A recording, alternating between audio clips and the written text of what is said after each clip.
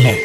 ये केवल कहानियां नहीं हैं, बल्कि जीवन को बदलने वाले सिद्धांत हैं जो हर चुनौती का सामना करने में आपकी मदद करेंगे।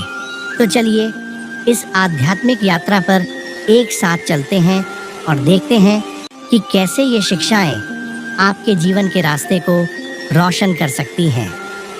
पहली कहानी, अंतहीन चक्र।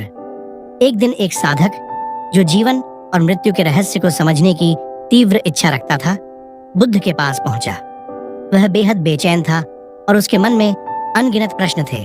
उसने बुद्ध से पूछा, भगवान, जीवन और मृत्यु के बीच वास्तव में क्या होता है?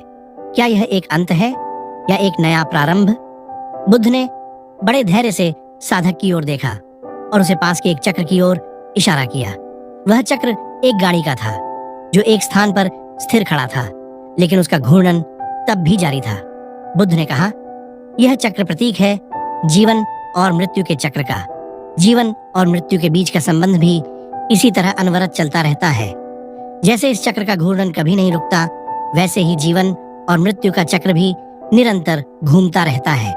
बुद्ध ने आगे कहा, परंतु इस चक्र को तोड़ा जा सकता है जब तुम सांसारिक बंधनों को त्याग कर आत्मज्ञान की ओर अग्रसर हो जाते हो, तब यह चक्र टूट जाता है। यही मोक्ष है जो इस अनंत चक्र से मुक्त होने का मार्ग है। साधक ने इस बात को गहराई से समझा और उसने तय किया कि वह मोक्ष प्राप्ति के लिए कठोर साधना करेगा।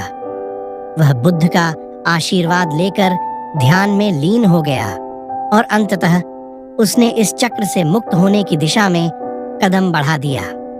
इस कहानी का संदेश यह है कि जीवन और मृत्यु के बीच का समय एक अनंत चक्र है जिसे केवल आत्मज्ञान और मोक्ष के माध्यम से तोड़ा जा सकता है।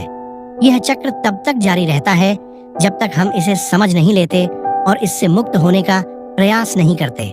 साधक का संकल्प दर्शाता है कि आत्मज्ञान प्राप्त करना हमारे ही हाथ में है।